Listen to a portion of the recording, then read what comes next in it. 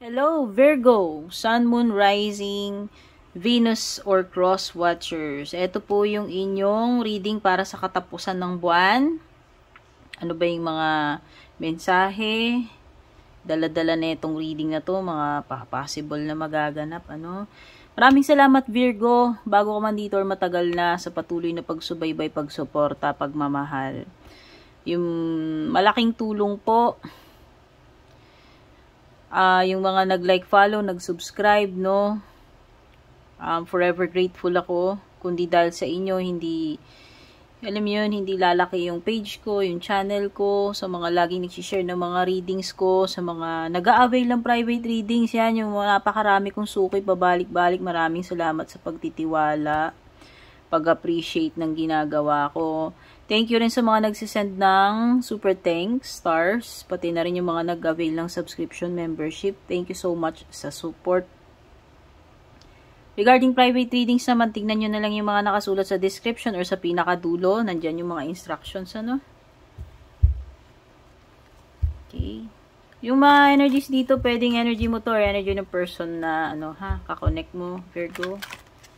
Kunin lang aning mga tumutugma sa inyo. General reading lamang ito, hindi ito tutugma sa lahat.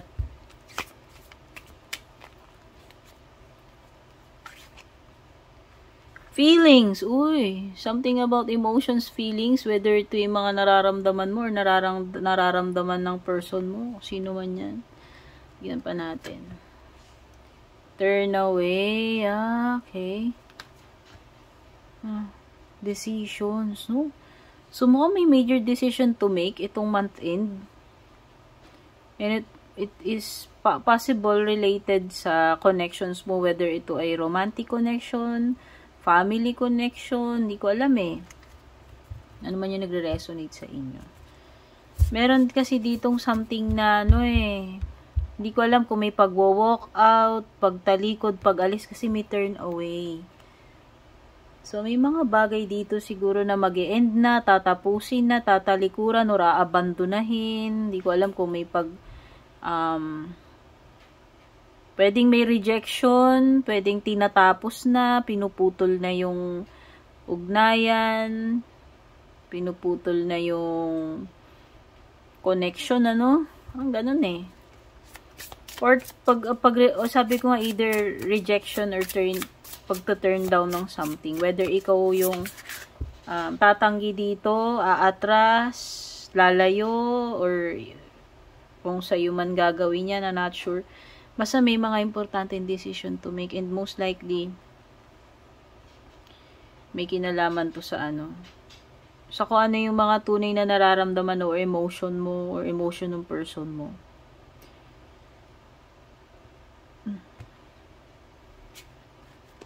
Meron ka dito, Temperance, Sagittarius energy. Knight of Wands, fire sign, Aries, Leo, Sagittarius. Meron ding water sign, Cancer, Scorpio, Pisces. Sa bottom ng deck mo, pwedeng may earth sign, pwedeng Taurus, Virgo, Capricorn. Okay. Nakikita ko rin, pwedeng iba dito magkakaroon ng pagbabati, May something na, manunumbalik yung kapayapaan, yung kaayusan with the Temperance. Meron, partnership, yan, pwedeng iba dito, whether this is romantic or business partnership. Merong reunion pag-join together. Sabi ko nga, may mga magkakaayos, magkakabati rito eh.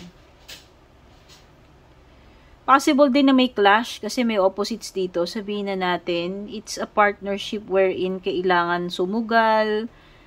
Parang trial and error kasi sa akin tong Temperance eh. Na tinatry kung mag-work out ba itong mga bagay-bagay. Whether sa partnership man yan, romantic man yan or hindi. Or meron kang mga bagay na tinatry mong pagsabayin, pagsamahin, kung mag-work ba to. Learning to adjust kasi din yan. Pwede rin naman, pwedeng adjustment period, pagiging flexible, na kahit alam mo na hindi kayo magkasundo, is parang Binabalansin nyo yung isa't isa. Kasi ito opposite day and night, O meron ditong something related sa araw, gabi. Opposites, contrast. Sabihin natin kung ito ay partnership, hindi kayo compatible pero nagsasama kayo or pinagsasama kayo and tinatry ninyong pakibagayan yung isa't isa or tinatry ninyong pakibagayan yung sitwasyon, ano man yan, lugar, no? Ano ba yung tinutukoy dyan?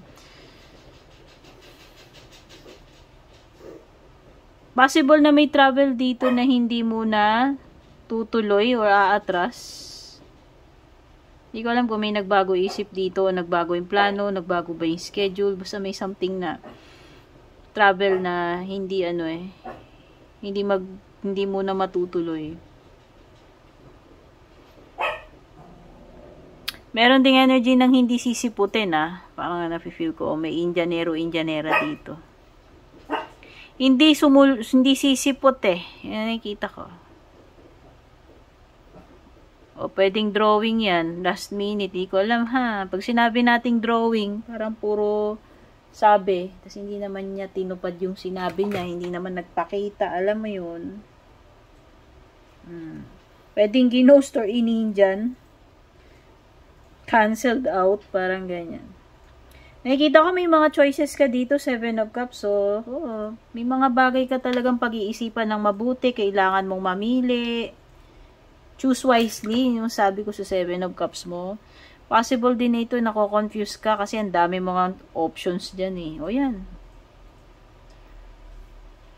May options dito maliwanag and mayroon lang pipiliin. May decision to make pagdating yan sa mga options na yan. Someone here is expressing his or her feelings. Ayan, may feelings Kung feelings to dear, this is someone who is serious. No? Pwedeng talagang may gusto siya sa'yo o may gusto ka sa kanya, pinapahalagahan niya to. Tao man yung pinag-uusapan dito o relationship. Special. Yan. This is something special para sa'yo or pwedeng special ka para dun sa tao na yun or special sa'yo yung tao na yun, no? Hindi ko alam. May delay pag hinihintay yung pera. Iba dito. O business transaction, ano man ito. May something na madidelay dyan. O may kausap kayo, buyer, o ano yung katransaction ninyo. Sabi ko pwedeng hindi matuloy. Or na-reschedule, na-postpone, no? Love life, tignan natin. Pwedeng energy mo to, energy ni person. May mga pagtatalunan kayo, itong katapusan. O, iba dito mag-aaway, may pagdidiskusyon lang kayo. May mga importante rin na dapat pag-usapan, harapin dito. Kaya lang parang pwedeng hindi kayo magkasundo dito sa pag-uusapan ninyo Pwedeng wala kayong masolve dyan kahit na pag-usapan ninyo Pero nandun yung nandun yung gustong makipag-ayos. Yun nga lang, pwede kasing hindi mag-agree pa rin Hindi magkaintindihan Yan, pwedeng may miscommunication, misunderstanding. Pwedeng merong gustong makipag-ayos, mag-sorry. Meron din nagpipigil dito or parang ayaw muna, holding back. Hindi ko alam kung ikaw si person mo.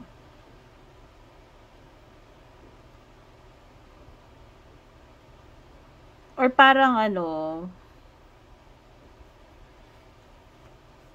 may opportunity na sabihin pero hindi sinabi Hindi ko alam ano reason pero parang nagtitiis or nagpipigil lang.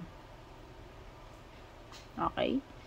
Ayan. So, ito yung mga na-pick up ko. Sana makatulong sa itong reading na to, Virgo. Take care. God bless and babush.